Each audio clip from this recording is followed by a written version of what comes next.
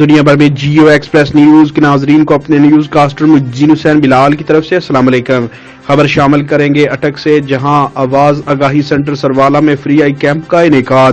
Alshifa eye trust ہسپتال راولپنڈی کے زیر اہتمام 105 مریضوں کا فری چیک اپ کیا گیا، جس میں MBBS آئی اسپیشلسٹ ڈاکٹر احسان، لیڈی ڈاکٹر میڈم مسرت شہین، لیڈی ڈاکٹر میڈم نور، شاکر علی، ذیشان تبسم، شان عطا، ذیشان مطلوب شامل تھے۔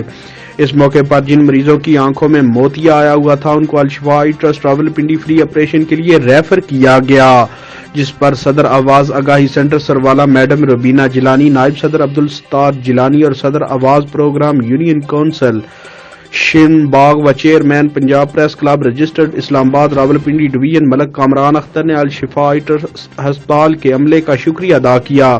اس موقع پر ٹرسٹ کی جانب سے مریضوں کو فری ادویات اور نظر کے چشمے بھی دیے گئے۔